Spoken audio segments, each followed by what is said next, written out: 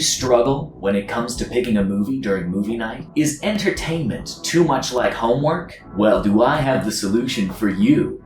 Follow me to my spreadsheet. Now I'm in this chair. Incredible! Because my life is regimented into a series of graphs, every movie I want to watch has been broken up into 3 categories: art inspiration, entertainment, or lowbrow garbage. Instead of doing what a normal human being interested in enjoying some entertainment would do, why don't we let fate decide?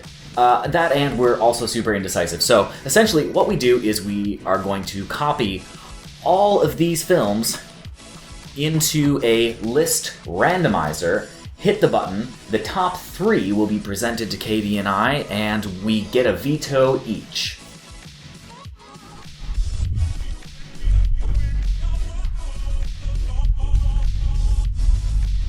Okay, Katie, we have our options. There is the Mike Flanagan directed Before I Wake. Mike Flanagan did The Haunting of Hill House, so that's why it's on the list. There is Relic, and there is Train to Busan Peninsula. Which one gets your veto? Relic. I called it. Okay, because I thought for sure you were gonna veto Relic, I vetoed Before I Wake. So we're watching Train to Busan Peninsula. Okay. I'm doing... Hello. Okay, so let's watch the movie.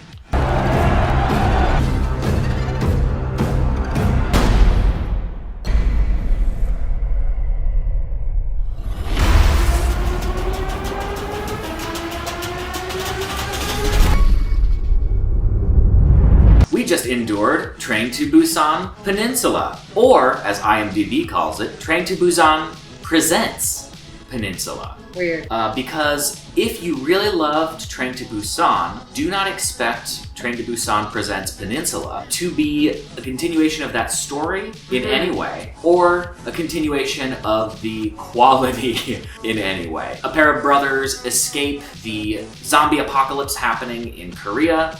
Apparently, I guess it's only happening in Korea. But then, like, the mafia or whatever is like, hey, so there's like a bank truck with a bunch of money or something in the zombie zone, and then the movie becomes a heist to try to go into the zombie zone to get the money. And then the movie is like, well, what if it's not a heist? What if instead we just try to make a Mad Max movie, but without any interesting characters? So right off the bat, the story is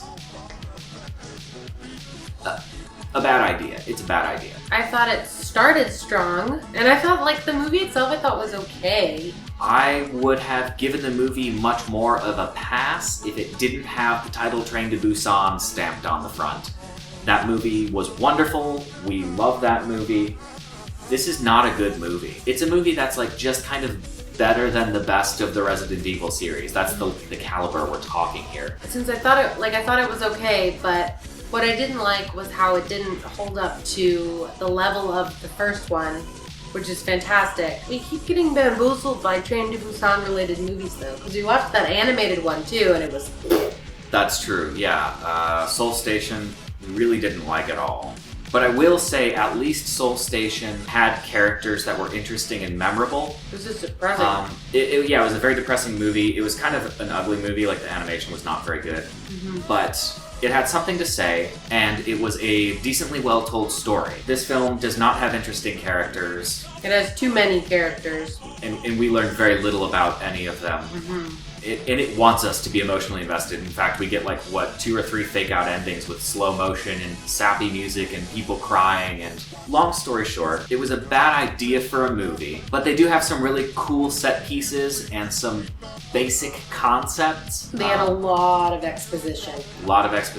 Usually told by bad actors. I don't know, I feel like I'm being really hard on this movie. You really feel the PG-13 rating in this one. This movie wants to be very edgy and grimdark whenever a potentially gruesome death is about to happen and the camera's just like, going over this way. It feels really egregious in this one because the movie doesn't have anything else. There's nothing else. So, would crazy deaths have saved the movie? Nah, not at all. But just one more thing on a big long laundry list. And we haven't even touched the visual effects. They were bad. PS3 level bad. Some of the acting was bad, but a lot of it was fine. A lot of it was good. The leads were good. For me, the main issue was just the story. They had a lot of different ideas. Some of them were good, but the rest were bad, and they were all hodgepodge together to make this one story. With the first one, you have a lot of characters at the beginning, but you basically, because of the setting and because of the goal, you're dwindling down the amount of main characters. Yeah. In this movie, you kill some, you gain more.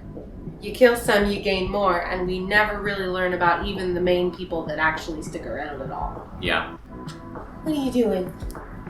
And it's long. It doesn't help that the movie is long. It's almost 2 hours long, and you feel every minute of it. There's so many better zombie movies. There are so many worse zombie movies that are more fun. This movie has a lot for nobody. Yeah, like tried to appeal to multiple genres. Yeah, it's like, why do we have Fast and Furious sequences in our zombie movie? And why do they look so bad? Nobody is watching this for that. We typically score stuff on our scale of 1 through 5. What would you give Train to Busan Presents Peninsula? Also, if you're gonna put Train to Busan in the title of your movie, but there's no train and we're never in Busan, maybe just call it Peninsula. Anyway, sorry, I have my score. Okay, what's your score? I give it a 1.9. It is just shy of being not great. I will give it a flat 2. Here's IMDb's score. Here's Metacritic's score. Here's Rotten Tomatoes' score. We should have watched Relic. No!